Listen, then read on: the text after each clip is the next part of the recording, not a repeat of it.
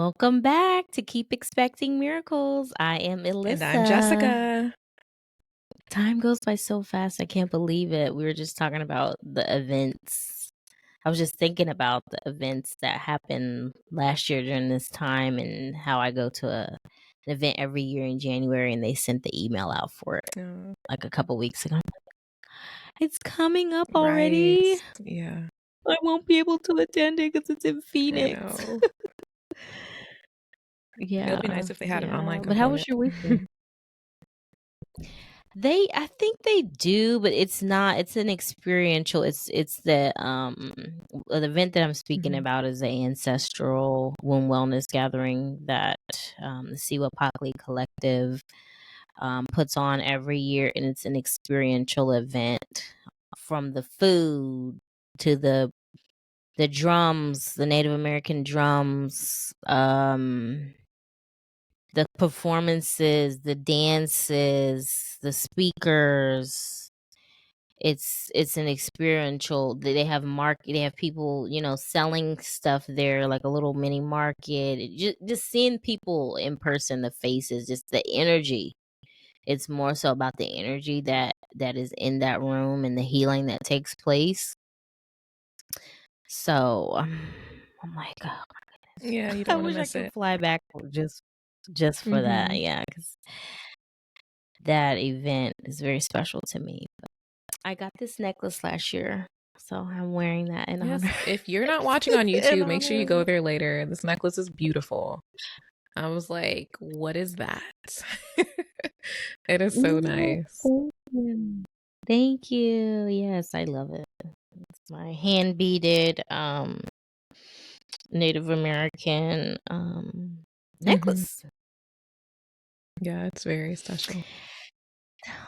Yeah, so how was your weekend? Magical. That's what I'll say. It was magical. I spent um a lot of time in sitting with emotions that I didn't necessarily like and asking God like to please help me move through this. Give me confirmations. And the most amazing thing happened where I received confirmations like hours after asking for them.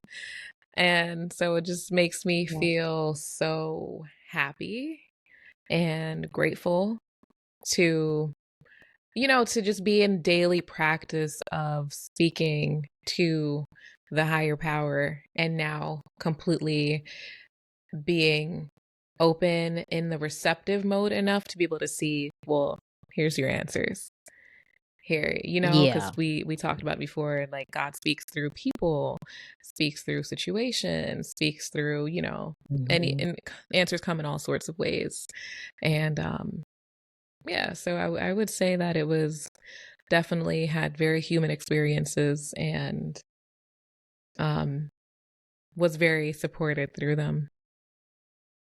Yeah. Good. How was Do yours? you wanna share what your I was gonna ask you if you wanted to go into a little bit more detail about um What I'm talking what about? you were, People want to feeling. be in my Yeah, what you're business. talking about.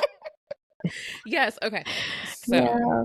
I, High Vibe Herbals is my herbal company. And Mhm. I do farmers markets, or not just farmers markets, but, different markets where there would be vendors, for different occasions. And sometimes there are some locations that I set up shop that do not, are not lucrative monetarily, right? Mm.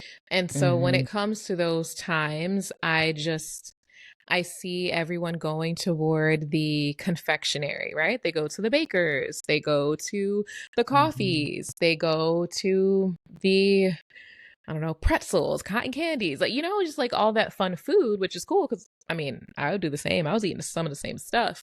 But it Yeah. was crazy because there were so many people there, but they just weren't coming to check anything out about teas or any of the extracts, which was unusual.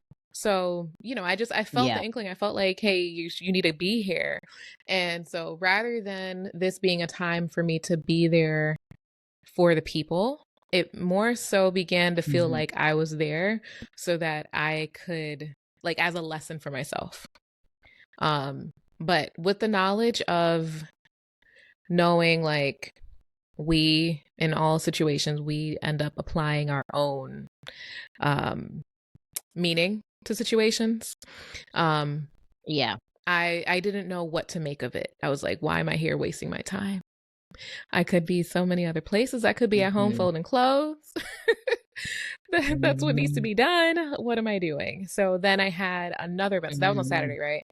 Um, then I had another event on Sunday, and I was going into this event in a very, I would say negative. I had a very negative attitude about stuff that Mm. didn't happen yet. Like I've never been to the location. I've never been at an event with this organization.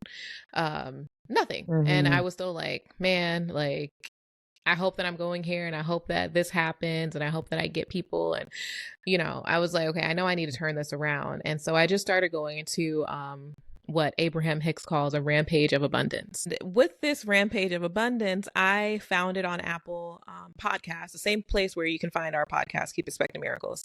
I type in Rampage of Abundance into the search and I find Abraham Hicks Rampage of Abundance. And so basically she starts doing her like, I enjoy this, I like this, I like that. But the most amazing thing happened where I started going to my own. So I turned hers down, like she's going, she's talking. And it's like, because like I was able Mhm. to just pick up on that frequency. And I was just like, Mhm. God, creative, all that is, Mhm. ancestors that are around me right now, angels, all of the angels of the heavenly realm, that I need you right now to hear me.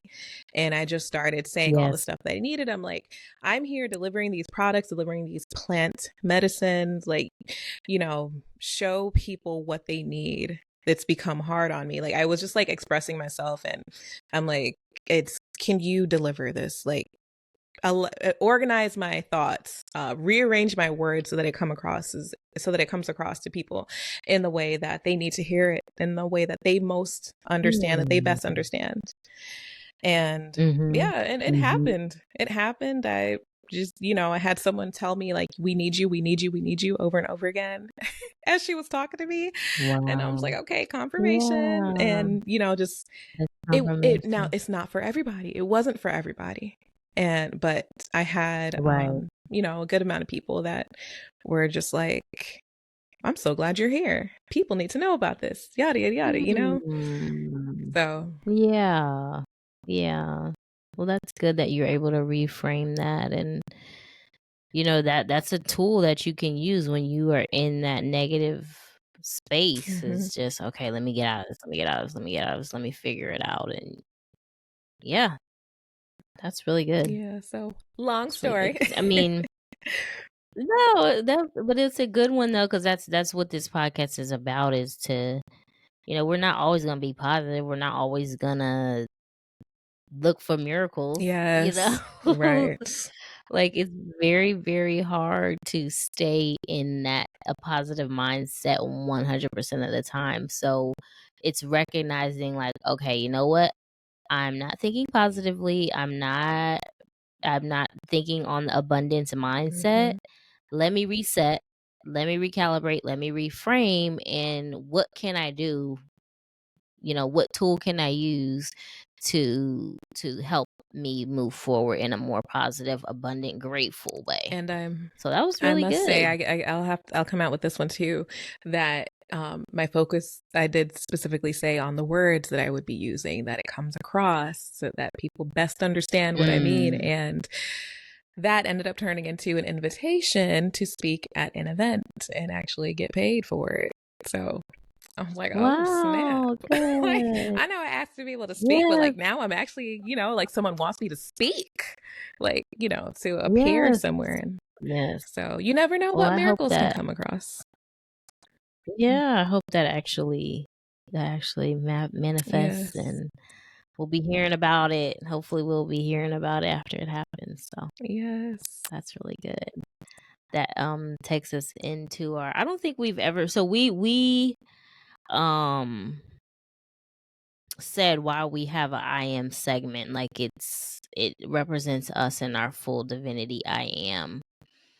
Um and Jessica and I refer to ourselves as goddesses.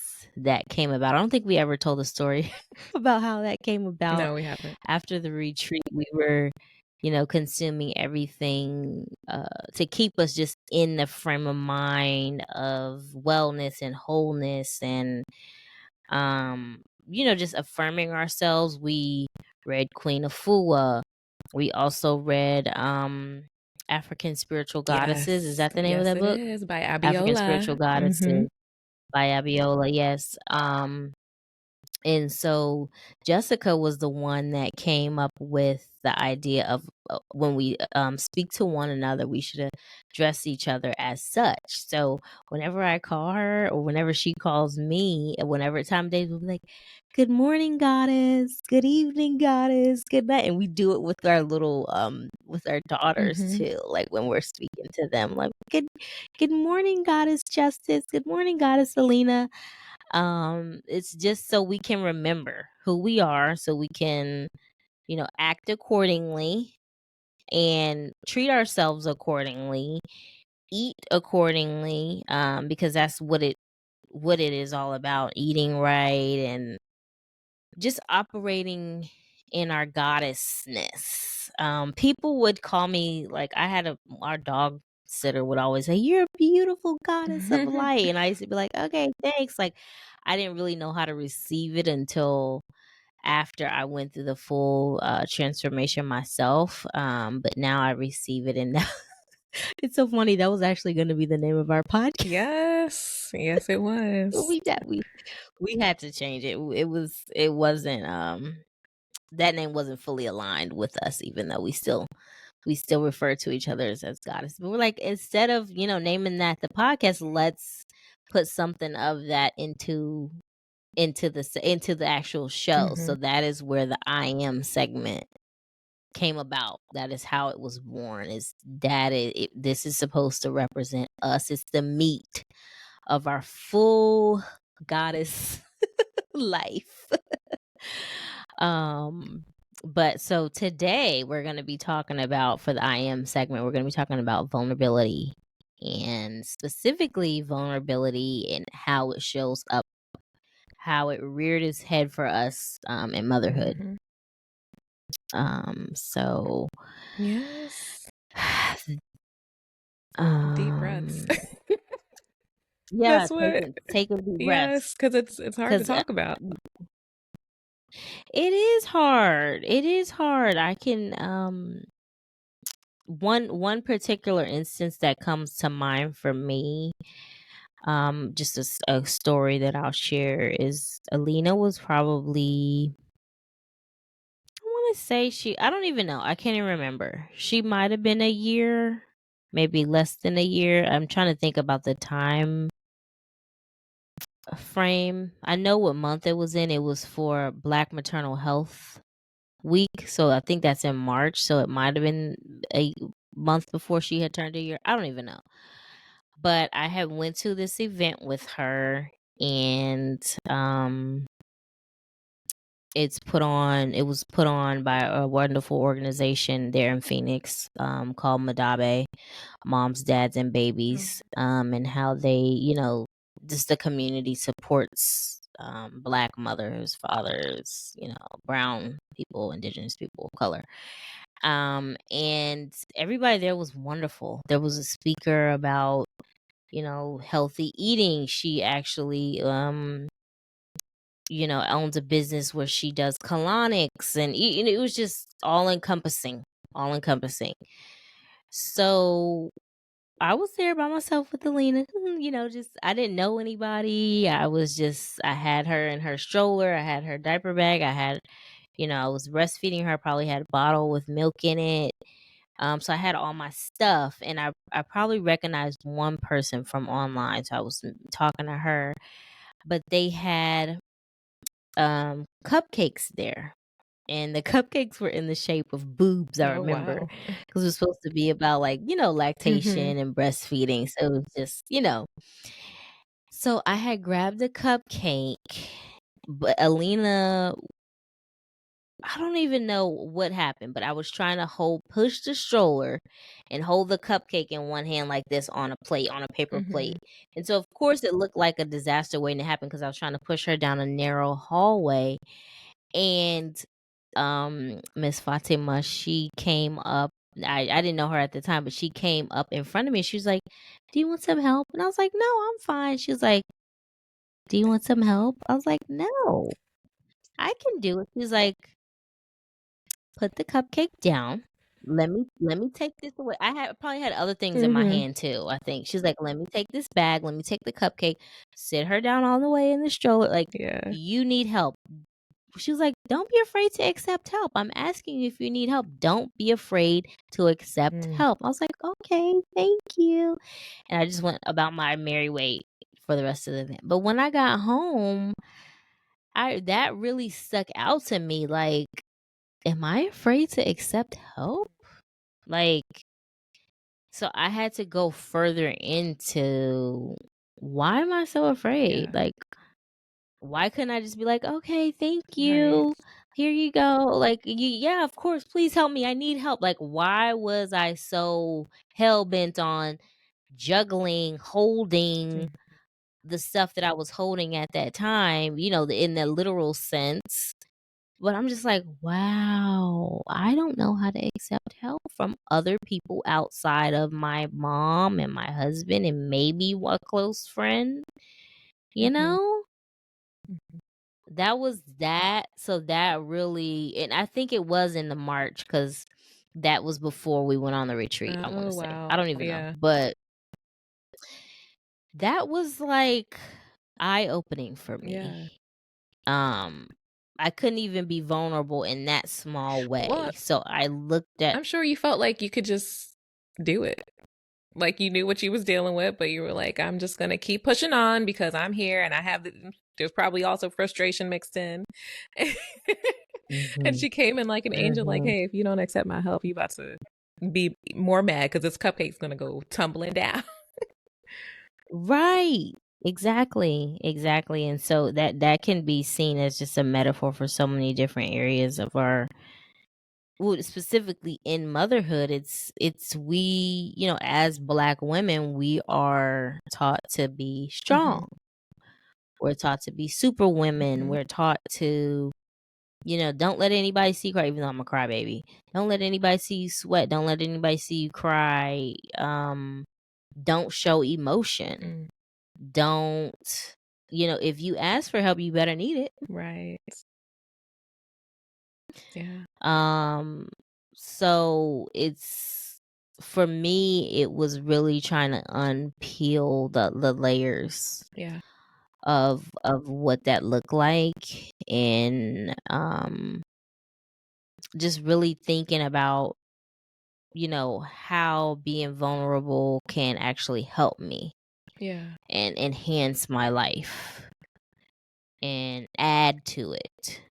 Yeah. It's I Um feel like that's something that I'm still learning because I would have done the same thing. I would have probably had the cupcake in a cup holder and would have been child, probably on my hip and pushing the stroller at the same time with the diaper bag. I mhm, remember those days. And mhm. I would have been the same way, like, no, I'm good. Like you don't need to inconvenience yourself for little old me. And then, Right. now to realize, well, you trying to be all I want to say high and mighty, almost like I'm proving to myself that I could do it all, Mhm, right? mhm, And mhm, that just it sent me into this negative spiral of a what I want to say, maybe a cave of my own demise that mm, I had. I mean, but our listeners aren't aware of my postpartum depression that was undiagnosed and lasted a long time. I would say even up to about 7 years, like even after coming back from our retreat in Costa Rica, because I was coming out mhm. of it, and that took time. Coming out of it during Right, that time, and people don't realize right. that. And I say people because even myself, and when I tell people my story, they don't realize how much like things that go unaddressed, they stay there, and it builds and builds and builds until you reach out for help. Yeah. But here's the thing, just Yeah. like you know, with the cupcake and stuff, you know, trying to manage the child and the stroller, and you didn't talk about any bags that you had with you. I know you had bags, you know, Like, like that's what I'm saying. I we, probably had a whole bunch of uh-huh, bags. Yeah. like we just don't realize that we need the help because we're in it. We're just trying to do it. And you're so focused on doing it, getting it done, and getting through it that you can't even Mhm. see, like, oh, shoot, there is someone here that can help me. So I'm glad that she Right. was there to ask you over and over and over again. And it does, it does take that. It takes someone asking us over and over again until we realize, let me take off this cape. I am not Yeah. going to be Yeah. perceived as weak for asking for help. And even if Yeah. I am, so Yeah. what? Well, right. Well, and I think I later have come to know her as an amazing, amazing person. She's oh my goodness, everybody in Phoenix that knows her loves her, but she is definitely an intuitive person. She probably was able to see something that needed to be Yeah. addressed that I wasn't able to see at that time. I also was grasping for Mhm. straws. I think, like I said, I think Elena was about to be one, so I was very much in I definitely was in postpartum depression. um which is how I was able to, get into listening to podcasts and reading books. And I needed to consume things that would just bring me back to myself. Like, what is going on? I'm not, I don't look the same. I am, my totally, even though I'm in the same career, I'm working from home. I don't even see people on a regular basis. I'm looking at this baby all day. I remember one time, Alina, she's very much a mimicker of me. She wants to do everything. She's always been somebody who wants to do everything exactly like me. And so I would feed her lunch or her breakfast, and I would just sit there like this with my hand on my face, like waiting for her to get done eating Mhm. or waiting for me to finish feeding her. And she started doing that. Aw. She was looking straight at me doing this. And I was just like, if this is a mirror, it almost makes me emotional thinking about it. Like, my child is showing Mhm. me, like, this is what I'm doing. This is what she sees me doing. Just looking at her, Mhm. blank stare, no emotion, like bored, Yeah. sad. Like, what? So that I know that Miss Fatima saw something that and I haven't even told her this, but I know that she saw something that I couldn't see, and that I wasn't able to recognize until months later, way down the line, but it was very much so needed. Mhm. And I think, I probably, because when did I book that retreat? Like in April? I probably booked that retreat shortly You after did. that. Yeah. Okay. Yeah. I knew I needed something. I booked the retreat. I went to Cancun with my one of my best friends. Shout out to Brittany. I went to Cancun with her, just me and her for my birthday. Like, it was okay. You need to get back to yourself. You need to figure out what it is that you want to do right now with your life, your new purpose as a mother. You need help, and these are the things that you're going to do to get you back See, I there. have a question Um, because, you know, you have your background in, you know, as a therapist, and you have the clinical mhm, training. Um, mhm. I don't. And so I wonder, did your background, your clinical training, did that help you with helping yourself? Did it help you with recognizing the signs? Well, it's kind of weird being a therapist. and having that training is I can see a lot of stuff in other Mm-hmm. people. I can point it out. I'm because I'm on the outside looking in, I'm able to recognize other people's stuff very quickly and call it out and speak to it. But when it comes to myself, I think a lot of people will relate to me. When it comes to myself, it's very, very hard, especially if somebody else calls it out before me. I'm like, what you talking about? You don't know me like that. Like, I don't know. That's not what I'm going through. I don't. Cause of course, like, you get asked the questions at the doctor's office. Donnell was always checking in on me, like, "Are you okay?" Asking me questions like, "Well, do you think you could be depressed?" And I'm just like, "No, I'm fine." Mm-hmm. Like, that's not what it is. So it wasn't until very specific instances, like Alina mirroring back to me my face, Yeah. Miss Fatima showing me like, you can't accept help, girl. Something is wrong with you. And I'm pretty sure as we continue to talk about this, some more instances will pop up to me. So recognizing it, no, it wasn't easy for me. Doing things to get me out of it was easy Mm-hmm. because I got in therapy. Like I said, I booked a retreat. So I was able to put into action what I needed to do very Mm-hmm. quickly. But the recognizing, it didn't come that Mm, fast. okay. So yeah. Okay. Yeah. I was Yeah. just wondering about that because I know, like, for me, I you've been someone who has been a major catalyst for um me recognizing you're not asking for help in the areas that you should be asking for help in. And it's because, I'm just one of Mhm. those people. Like, I could do it Mhm. all. I see my mother do it all. I chose to have these kids. I chose this life that I have. And, who am I to go out and ask for help when I chose to be here? Um, Not Right. realizing that this is an Right. abnormal as a mother, wife, daughter, business owner, um, home Mhm. owner, somebody who got to live in a house. Si- Like, Sister. yes, Sister. you have an Mm. abnormal amount of responsibilities that you have to take care of. Mhm. And it's, Mhm. like, taking care of the house is one job. Cooking is another Mhm. job. Doing laundry, that's Mhm. another job. Going out to Yep. buy the stuff that the family needs. It can compounds, and it's easy to forget about yourself. And so, during my most, I guess, my most difficult times, I didn't ask for help and I didn't recognize it. And I also declined it because my husband was always, often he would ask, or say, "Hey, you should go to therapy. Like, I think you need a therapist, and I think you need help." Mm. And Mm. I was just like, "I think I'm fine."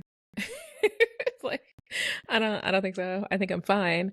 Um, Not And then realizing, you try to prove that you're yeah, fine by doing more too. That's exactly, another yeah, thing. yeah. And Mhm. so, not Mhm. realizing that, wait, you're not behaving in the way that you should. So, like, I keep thinking back to that time, trying to figure out, like, where could I have missed, and been like, "Hey, actually, yes, go and find some way to get help, or go and find someone to talk to Yeah. and stuff."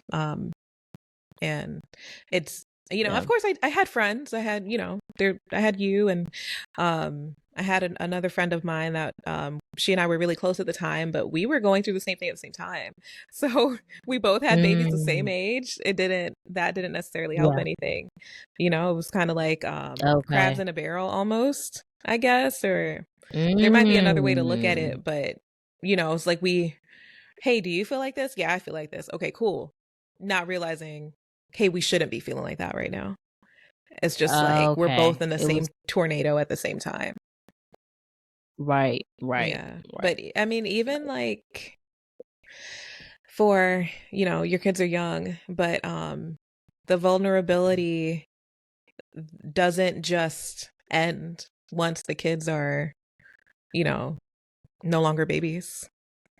Like, once we make our way out of Mm. that postpartum, like, it's still, my son he's going to be 16 in January. Mhm. And I'm Mhm. like, it's still even now, where I'm like, I feel embarrassed sometimes if I say like, well, he's not doing well in this subject at school, or he has this problem in Mhm. school, or um he is experiencing these emotions, like how do I help him with this? There's so, Mhm. as mothers, we have to find what we need for ourselves and for our kids, um Yeah. in outside often. But I Right. noticed for myself, the only way that I'm able to really help my kids is when I have help for myself. Like if Mm. we are not well, Mm. we can't even show up in the way that they need us to show up to get them the help. Yes. Yes. Absolutely. Absolutely. 100%. Totally agree with you on that. Because it's almost like you are just in survival mode, Yeah. and they're fed, they're clean, they got a place to sleep. Okay, they're fine. Yeah. A lot of people are operating in that Mm-hmm. mode, just trying to make it through each day. Yep. And it's like, okay, you're surviving. We haven't been put on this earth to just survive. We're supposed to be thriving. Yes. God wants us to thrive and live in Mm-hmm. abundance. And you can't do that if you're dimmed by things that shouldn't be. Yeah. One of the things that has helped me continue to, because obviously I still have I have another young child that is now about to turn 1 in the 2 more Mm-hmm. months. But this podcast has really helped me. It's given me a renewed sense of purpose and creativity. Good Moms podcast was one thing that helped me like crawl out of depression slowly, and this is now my own podcast is helping me stay out of it. Yes. Like I noticed that I could easily slip back there if I was just in the same routine. Okay, we're gonna get up, get the kids ready, give them, do their activities, give them breakfast, and it's just all about being, I don't, me saying that is just like, okay, you had these kids, you sound selfish. Like, obviously, this is a purpose in your life to be a mother and take care of your children, but that is not all that I'm meant to be doing. Mm-hmm. And it's not to say that I have to be doing something to feel happy and fulfilled. It's about me creating. It's Yeah. about me connecting with other Mm-hmm. people. It's about me, sharing so that I can inspire other people. That is what the purpose is. Yes. And it's when I tell you this is helping me, because if we didn't have like this podcast now is, we have to have meetings for editing. We have to Mm-hmm. have meetings for creating the show content. Obviously, we're meeting to record. And so this is like, you know, it's another thing to add that I look forward to. It gets me in deep motivation and creativity mode, and so I'm very grateful, and I have to thank you for being brave and doing this with me, because it's literally saving my Yeah. life. It really That's is. good. It's saving me. Yeah. So thank Of you. course, yes. And the gratitude is mutual because, I'm not in a, I can say I'm in a transformative, transformative area of life. And I've still, even though my daughter is 8, it's going to be 9. When this podcast airs, she will be 9 in 3 days at the end of the week. Whew. And Wow. yeah, so she um I have to still um remind myself, like, go and get what you need, go and get what you need. And even now, so like now that she's older, it's she's really watching. She's really watching, and she's always been the type to point out, like how Alina pointed out that you would just rest your hand on your face, and it was like, I feel like she was just your image of sadness. Almost, she was reflecting that back to you, and that is powerful. Mhm. um Mhm. and it's yeah, it's sad and powerful. um Mhm. but my daughter does the same. And a lot of times she'll just use her voice and, tell me, and just straight up. Like, for instance, I asked her to do something the other day, and she was like, well, you brought this here. Why did you do this? Like, I needed her to correct something for me, something that I did. She's like, but why did you do it in the first Mm. place? And I'm like, okay, look, Mm. I know I wasn't really thinking, but I don't need you to come here and point out this, or, she'd be like, Mom, you're acting like this and you're stressing out again, or you're doing this and do you need to go do that? She says these things Wow. to me to remind me to take it easy and to like think Yeah. thoroughly. And so I'm like, I want to make sure that I'm being a great example for her, and Yeah. having the podcast as another outlet. It's about like the transmutation of the energy, right? We Yes. have to Yes. create it keeps our wombs healthy. And when our wombs are healthy, Yeah. we are well. Um, and it's like just the we're rapidly creating, and it's creating all the time. Like, what are we going to talk Yes. about? What are we going to do? And especially doing it in partnership with someone that you're aligned with, helps to keep that going. It helps to. It's like I can be feeling any other way, whatever, down or whatever, but then, okay, well, let's talk about the podcast. Let's think about what are we planning on bringing to the world this time. It's like you jump onto that higher frequency. It's like, oh, okay, cool. Like, Yes. and it's like a Yes. really nice shift. Really nice shift. Yes. Yes. Well, and then you were also somebody too that, because I mean, that's another thing too. I have a whole bunch of friends that are therapists and nurses, and I have a lot of doula and midwife friends too. So everybody's asking me how I'm doing. How are you doing? How are you Mm-hmm. doing? How are you doing? But you were one person, and I know what to say to certain people. That's the thing. We know what to say Uh-huh. or what not to say. Right. So we'll raise red flags too. Mm. And so, Jessica, because you've experienced it, I felt like you were somebody who was just more in tune and just like coming from a lens of, yeah, but are you okay? Yeah. Like, how are you actually doing? Are you okay? Mm-hmm. I remember you were always very persistent. I'm like, why is she asking me that in that way? Like, I always think about like how people ask certain questions. I'm like, why would she ask? Like, does she really know? Like, maybe I should be honest with her. Maybe I should tell her no. Mm-hmm. Like, this was in my Mm-hmm. mind. So it's just come full circle moment. So it makes me very emotional when I think about it. But Yeah. Yeah. thank Well, yeah, you. I knew Thank you. how hard it was for me.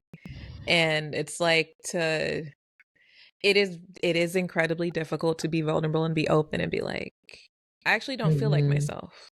And I don't know why. Like, Hmm. that's just it's so hard to explain. It's very hard to Hmm. explain. And it's why I was persistent, because I'm like, I know she has all of these resources, but I just need to make sure. Because I'm like, I don't want her to end up like me. Like, something's up. Like, Yeah. you could tell even physically, girl, my weight shot. I was almost 300 pounds. I had like pimples Wow. all over my Wow. face. I wasn't wearing no makeup. I wasn't doing my hair. I ended up getting lice in my hair. I'm like, lice? Girl. Girl. That is a lot. That Yes. is a lot. My Yeah, that clothing, is a I lot. was still wearing clothing that my But you were getting lice because you're washing hair too no, much. but see, I would wash my hair and I wouldn't put no oil. I wouldn't do my hair. It would just be Oh, wash the okay. hair, throw it in a Just ponytail. okay, I see what you're saying. And she was a teacher and Yes, around which kids is with how I like got it. Yeah. people. Yeah. I Yeah, should yeah, we have to point that out and say she got lice from her exactly. students. Yeah, so my lovely child, I remember who it was too. She was so kind. I sat down, I was at the reading center and, helping the kids read, and she came up to me, she gave me a hug, and I was like, "Aw." And so I gave her a hug, and she's on my shoulder, so I rested my head on her shoulder. I mean, excuse me, on the top of her head. Um I wasn't thinking about, Oh my transferring nothing, but my problem, I'm gonna go into detail here, okay? Because I think that people should hear how deep in it I was, okay? I was also Okay. I was pouring from a cup that no longer existed. It was to the point where I was driving, or was in the passenger seat of the car my husband was driving. And I reach in the back of my ponytail and I pull out a bug. I was like, oh, it was itchy. And I was like, oh, shoot. Now, the bug was, if you're seeing on YouTube, you'll see my hand. It was about this size in length. Okay. That is no longer lice eggs. These are full sized lice bugs crawling around the back of my head that I did not know about. I went to go, I think you had helped me during this time. You were like, wash your hair in vinegar. And I didn't have apple cider vinegar. I used white vinegar. It hurt so bad. But I was able to kill it. I was able to get them out. I had to straighten my hair and everything. It was crazy. But the point is that in order for them to reach the size that they were, it was a lot of them in the back of my head, of my thick hair with the ability to move around, grow, and lay more eggs. Like, girl, I need. Ooh, okay, we go. Yeah, And I think at that time, because I remember you called me, you were like, "Girl, I have lice," and I was like, we still didn't recognize that as postpartum depression. It was nope. just like, "Girl, why are you not doing your hair? You need to put stuff in your hair. You need to put oils in your hair. Why you wash your hair every day? That's for the other side of the hand, people. That's not for us." That's what it was at that time, but because now you are retrospectively, you can connect it to as a symptom of postpartum depression. That's what it looks like. And now that you say that, I remember one of my clients, when I was a therapist back in the day, she used to come here. She was a backside of the hand person. She would come with her hair up in a ponytail, in a bun. It was dreaded. Oh, shoot. She was not combing or washing her hair. It was a dreaded bun. Oh, no. You know how people have those messy buns? And so now you can see, oh, that lady that's definitely. So yes, thank you for sharing that. My Thank eyes you are for always sharing open that. when I'm, in public looking at the new moms, or even just moms with younger kids, and what does she look like? Does she look like she's taking care of herself? And that's But see, you're talking about the outward, and I'm talking about, there are people like me, because even my midwife Kim said it, like, what about the people that know what to do? I know how to do my hair and look cute. I know, especially when I'm going to the doctor. right. The people that are actually trying to look and assess, is she okay? What's going on? What does she look like?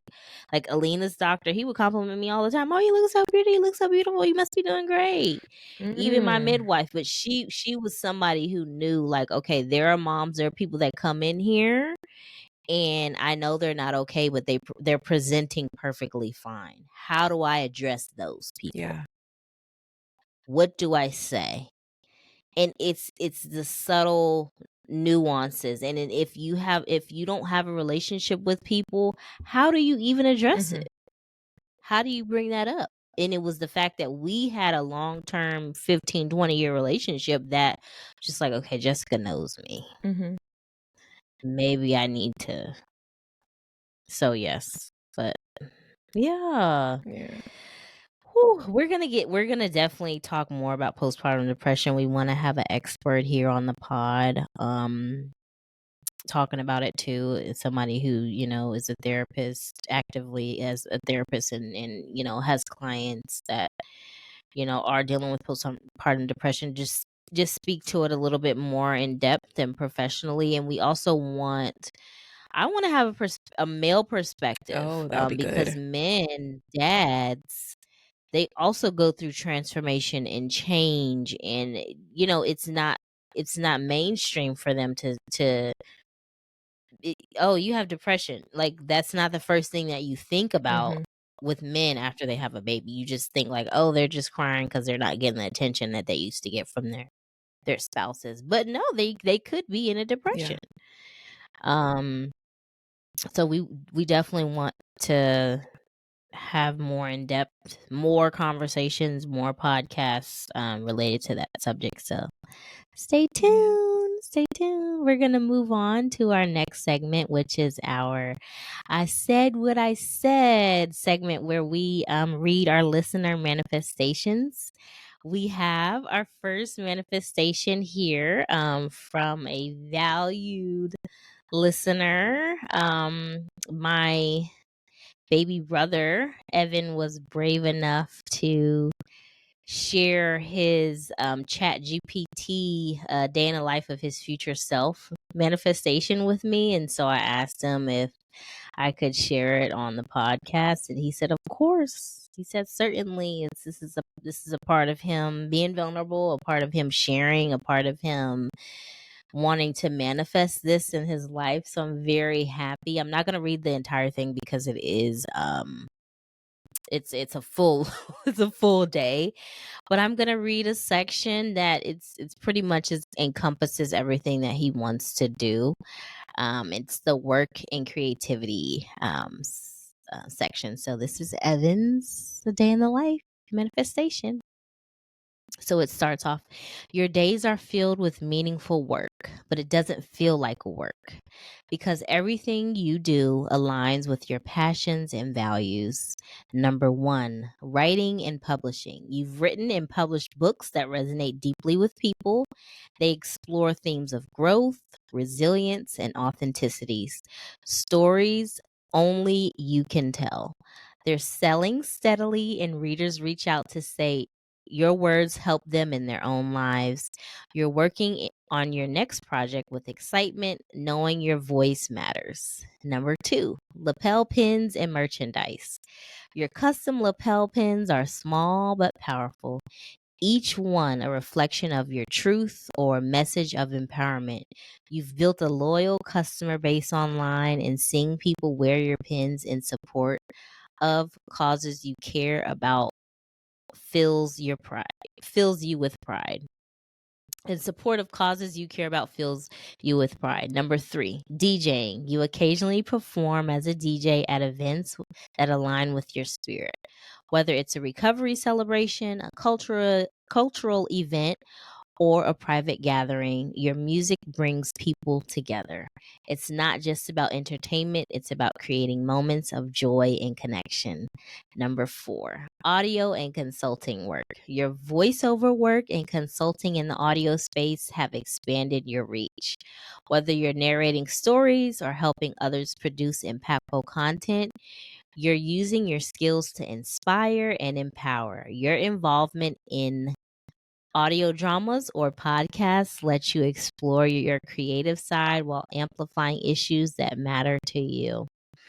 And so I want to read the last one of the last parts of Recovery and Balance. It says that your work feels aligned with your truth. So it's never draining or in conflict with your values. When challenges arise, you navigate them with grace, using the resilience you've built through your journey. And the last thing, it says the bigger picture. This life is not just about doing, it's about being. You're living in alignment with your purpose, creating work that reflects who you are, and inspiring others with your authenticity. Your journey reminds people that it's possible to follow passions, stay true to your values, and find fulfillment in every step. Wow. So, Wow. yes. Yes. Yes. Yes, and it had sections about financial and emotional freedom, relationships and legacy. I'm not going to read all of it, but advocacy and connection. It's a very extensive and detailed manifestation, and he was so kind enough to share that with me, and I'm so happy now that I could share it with everybody. I hope that we all send him positivity and positive vibes and make agreements with him that if he is putting that out there to share to the universe and to the world, that he is going to receive all of And those. so it is. All of that. And yes, and so it is. You know, one thing that Thank you. I like doing. Thank you, Evan. Yes, thank you so much, Evan. I know what he looks like, so I like to practice this. I do this with you all the time, especially during that time that we were talking about after you having babies. But I like to, in my in hindsight, surround people with light. So I draw a light, bright neon white light around them, golden or neon, just depends, or excuse me, golden or white. And you draw it around the person. So while you were reading that, I'm like, if we all imagine Evan's name in this light, Evan, how do you spell it? Evin. So imagine Evin, right? Big bold letters surrounded in a circle of light, and just allow it to grow, just the brightest light, and just it can sometimes I like let it explode in my head, just boom. And so the manifestation, it's already here. It's there. The reality is there for him, and now he may rise up to meet that. Yes, I'm so happy that he was able to share that, and it will happen. I truly believe that I'm going to do exactly that tonight, deeper in meditation, is just imagine that for him. So Yeah, that's good. Yeah, yes. Yeah. Now we're going to move on to our next segment, which is I got an herb for that. I got an herb for that. Yes, we're talking about sage. Yes. Yeah. Sage, it's also known as Salvia officinalis. Yep. And that's the garden sage. The garden sage. Yeah. The garden sage. That is something that's dear to us. We wanted to highlight that during this episode, just because it's an herb that has lifted us up, that has cleared out negativity. Yes. And so we wanted to highlight that. So there's two types. I mean, there's two types. There's two types that we're going to talk about here, but there's several different types of sage. So the garden sage is the one that people consume and season food with, right, it Jessica? Yeah. And then the Salvia apiana is a native white sage, which is native to the Americas, and it's what indigenous people use in ceremony. So we wanted to, there is a difference. But so the research benefits of the garden sage is it helps with your nervous system. It helps with depression. You can consume it in a tea or an herbal extract tincture, which Jessica's the queen of. I might actually have you make me a tincture for this, Jessica, because it calms your nervous system. Yeah. I didn't even realize that. It's another herb that helps support menopause for its estrogen mimicking like properties. And we're going to link the article that shares that information. But yeah, so in the other type of sage, native sage, is we use it, it can be burned, and you use it to clear out your house, to clear your altar, to clear other people's energy. You can, smudge yourself, smudge your car. Yeah. And they've done actually you see a lot of it's mainstream articles about the scientific research that they've done on white sage, about how they have tested it, the smoke that comes from it and the smoke that it emits actually does clear bacteria from the air. I remember I found that out. It does. It's an antibacterial smoke. I remember that. I do remember that. I do remember. Thank you for saying that. Yeah. Isn't that crazy? It is, and you know what? Okay, I'm remembering this now. This is when I was heavy and thick in the postpartum depression. Or actually, I was pregnant during this time. You were like, girl, you need to burn sage through your house. You need to burn sage. You kept saying that. And I was like, why is she telling me to inhale smoke and I'm pregnant? And I was like, I am not about to do that. And I didn't. And then finally I was like, okay, maybe I'll try it. And what told me, go ahead and buy it, girl, it had to be God, because I was looking it up online, and that's when I found the articles that said it actually does clean the air. I was like, oh, well, yeah, I'm gonna clean my air then. Right. Isn't that funny how we have to see that there's actual research with some stuff? I had that thought last night. I didn't even know that. I said, why does a plant have to prove something to you for you to use it? But a donut don't have to prove nothing to you for you to eat it. Because we've been brainwashed. Yes. We have been brainwashed. Yes. We have. Mm-hmm. So we're that's the unlearning and the learning Yes, that we're doing. exactly. That's the unlearning and the learning that we're doing. But I know it because, my mom and my aunt, they would say that's what they do. They sage their house all the Yeah. time. And they got that from growing up in the Episcopal Mm-hmm. church. Mm. That thing that the priest swings when he walks down down the center aisle, it Mm-hmm. has smoke in it. Wow. It's either copal, it's either a resin, or it's a sage burning. Wow. Yeah. And it helps. It helps so much. It really does. And Mhm. again, we're talking about the Mhm. native white sage, which is we were looking for a lot of information on it, but we couldn't find as much because right now it is an endangered plant. It's on the plant savers list. There is an organization called United Plant Savers, and what they do is exactly what they say. They make sure that these plants have the ability to survive. And because native white sage is, just such a big thing, like such a special thing for those indigenous people of the Americas.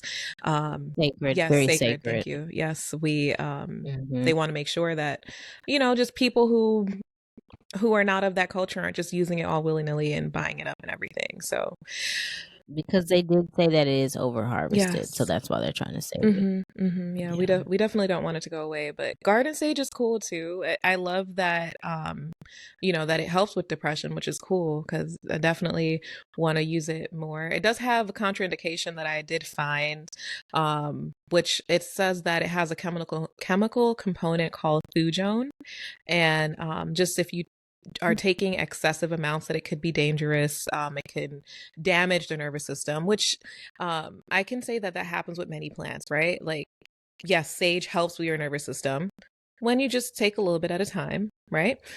Just don't overdo it because then it can then cause damage to the nervous system. So that's the only Well, thing.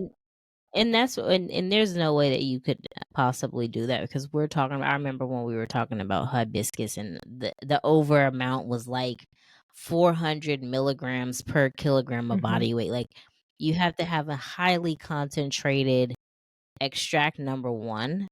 Number two, it has to be in large amounts. Exactly. You're not going to be over here drinking highly concentrated gallons of sage. Yes. Like I would hope that's not. what they're talking Yeah, about. I would hope not. Yeah, yeah. Yes. No, So no. spiritually, it is such a good plant. So I'm gonna show you guys on the YouTube channel. You'll be able to see this. I'm gonna hold up to my camera a card from the Oracle deck that is by Adriana Ayalis. It is called the It's so Herbal Astrology beautiful. Oracle. Oh my Yes, goodness. herbal astrology. So it's a card deck, an oracle card deck, where she has many different plants. And of course, you choose a plant, or excuse me, choose a card, and each of the cards have a plant on it.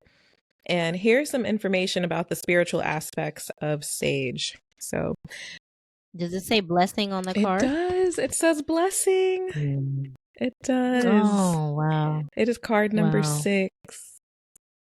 It is, and it's the astrological ruler would be the moon and Jupiter.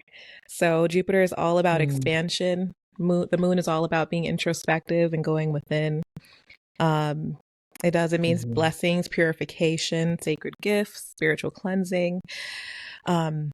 Now, for sage here, the genus Salvia comes from Latin salvar, meaning to save, an apt name for this powerful and protective herb. Various species of sage can be found throughout the world, and this card embodies the spirit of this precious and ancient plant. First Nations people and Native Americans have used sage ceremonially for thousands of years for inner and outer purification. Sage is regarded as a panacea and employed as a medicine to heal against many ills. It's also used as an offering in sweat lodges, wrapped around sacred objects, and placed in medicine pouches. And sage is one of the primary herbs for smudging. Smudging is a sacred ritual practiced among Native Americans. It is similar to the smoke limpias practice in Central South American traditions, where smoke is brushed along the body with the hands, feathers, or ritual objects to bless, purify, and invoke ancestral spirits. In ancient Egypt, sage was used as a remedy for diseases and epidemics like the plague. In pharaonic tombs, it was used as one of the main ingredients in embalming, as it was considered an essential herb for entrance to the afterlife. The ancient Romans also used it. It was a holy plant.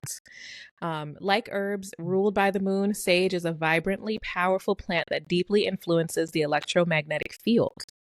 The moon houses our intuition and emotions, and lunar herbs greatly affect the tides of our subconscious mind, our emotions, and psyche. Herbs of the moon also rule the gut, and sage is one of those allies that not only sharpen our gut feelings and intuitive gateway, but it also heals the gastrointestinal plant. So sage, like the moon card in tarot, is the great portal of the river of life. It is the silver light of this plant, of the sage, grants us the power of insight while we navigate the darkest hours. Wow, that was really good. Yeah. Yeah, I like that. I'm gonna have to get that deck. Yes. I should have got it. I thought you had it. I'll get it one. No, I never bought it. I never bought it. For some reason, I'll buy it when I need Yes. to. When the time is right, I'll buy it. Well, that's really good. That moves us on to witchy shit. Yes, we can go right into witchy shit. Yeah. So what do we're talking about how we have traditions like burning sage from our childhood. I not from my childhood, but I know, from your childhood, Ilissa, did the burning of the sage. Yeah, witchy traditions of the Black mother. Yes. Yeah. So what are some traditions that you see your mom, that you saw that was witchy? Well, okay, so it wasn't that much, because remember, Jamaica was inhabited, I guess, owned by the English, and just witchy stuff was looked down upon, and just almost like they wanted to cleanse us, right? So in Jamaica, there is a practice that's sort of like hoodoo or voodoo that's called obeah, but it's more so it's more of a very light practicing, light being practice. But I don't know any family members who practice that, and if they do, they probably just don't talk about it. But the most witchy stuff that's in my family is like dream interpretation, speaking about dreams. My mother probably doesn't know this, but on Saturdays she would turn on the gospel music and a lot of, or any other music, and start cleaning the house. And I remember as a child, it just felt like she was cleansing the energy of the home through the sound of the music, through uplifting, even through her voice. Plus actually, rubbing down the place, actually polishing countertops, sweeping floors. So that's as extensive as it gets.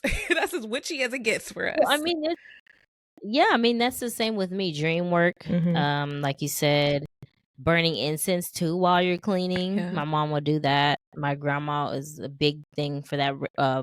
Lighting candles, burning a candle. Like my mom always had candles in the house. Always, she loved big, beautiful candles, or just had them all around. Also, the sage was, we cleaning the house. It didn't even have to be cleaning the house time, but especially when you are cleaning the house, she is burning the sage almost once a week. And if something is going on, if she just feel the energy needs to be cleansed, the same with my aunt, like, oh, let me burn some sage up in here. Well, let me find my sage. And when I was little, I hated the smell. Like, I hated it. I'm like, why are you burning that smoke in here? It stinks. Girl, okay, that's the reaction that I would have to my mom. Like, why is she playing this loud music right now? Like, why do we have to be cleaning right now? Like, what are we doing? Exactly. Like, what is going on? But I'm like, okay, they know what they're doing. But I was thinking too about, it was another thing. I think it's for Hispanic culture, I think it's called like a savachi. I should have asked my mom like the actual name of it. I think she calls it a savachi, but it's a red and black beaded bracelet. or just a one black single bead with a small red bead attached to it. Like you pin it on to a little baby, or you have them wear a bracelet to ward off the evil spirits. Oh, wow. Like if you see Oh, pictures of me and my cousins when we were babies, like yeah. we all have on those bracelets, and then they sent Alina, like all the little kids now in our family, they have their own. Wow. We don't really put it on them, but Mhm. it's that's the tradition and I think it's just like You Hispanic. know what? I don't know if it's like Cuban or You're something. reminding me. So you guys have the bracelets. One thing that we don't do as in Jamaica is showing a child their reflection. A baby cannot see their reflection until Mm. after they're 1 year old. So like it always blew my Oh mind that I would wow. go to the store and see mirrors as baby toys. I'm like, they're not supposed to see the reflection, or else Oh it's sort of the wow. reflection the mirror serves as a portal. Like you're not. It also in our culture, you're not supposed to have your mirror right in front of your bed, and Oh, sleep okay. with it there because it serves as a portal, I guess. And Oh yeah. I didn't even think about yeah, that. so that is actually growing up a child, they always make sure do not, if you pass by the mirror, cover that child's eyes. Well, and then I think it's tied to taking Mm. pictures.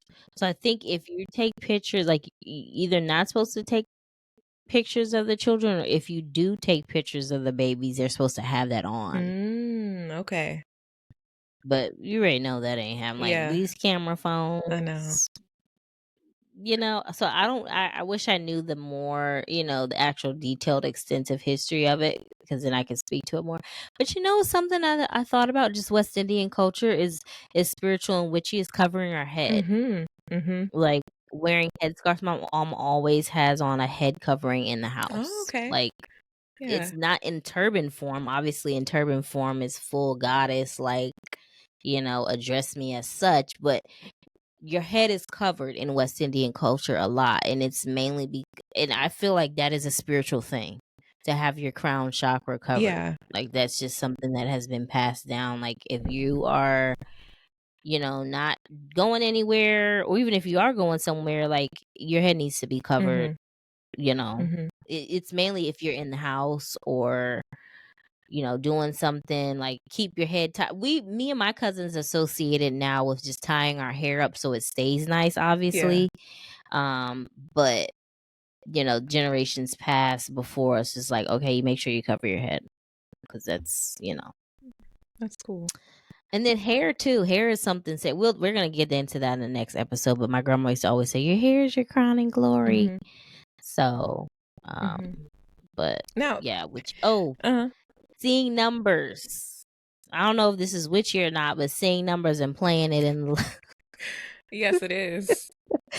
seeing numbers and playing, seeing numbers in the sky, seeing them playing the numbers for the date, the birthday. Yo, these people' birthday came out in the numbers today. Like that is definitely in my family. Yeah. Mine, they would dream the My grandma numbers. has a dream book. Oh, okay. Exactly. A dream book. My grandma has a dream Uh-huh. book that interprets dreams and it breaks it down to the number, and that's the number that you play. Oh, okay. That's cool. I like that. Well, look, our girls and our boys, they're gonna have a whole different story with us. Like, what's the Yeah. witchy shit your mom Yeah, did? they are. Well, lighting candles, burning the They sage, gonna doing right. They gonna have a whole bunch of other sound stuff. They gonna have bowls. sound bowls. Oh So yeah. that's what Oh I play yeah. through the Lena house for my loves kids to her go to sound bowl. sleep. I play it through the Yeah, Lena echo. loves her sound bowl. Yeah. Even what? Intentions? Yeah. Going on retreat. Yes. Retreats. Yes. Yes. Yeah. Yeah, that was good. It was a good episode today. We want to thank everybody for listening and laughing, and we wanted to end it on a lighthearted note today because it was a little bit heavy when we first started out. So we just want to thank our listeners. Please follow us on Instagram at Keep Expecting Miracles Pod. Follow us on YouTube. Say hi to us. Send us in your manifestation success stories or something that you want to manifest, your chat GPT, future self prompts, what you got as your answers. We'll read it here on the podcast. And yeah, We thank you. We thank you for listening and tuning in. It helps us. Thank you for the feedback. Every time we talk to somebody, we're constantly getting positive feedback. So we thank you for that. Yes. Thank you so much, everyone, and Happy New Year when it comes. Yes. Happy New Year. Until next time. Bye bye.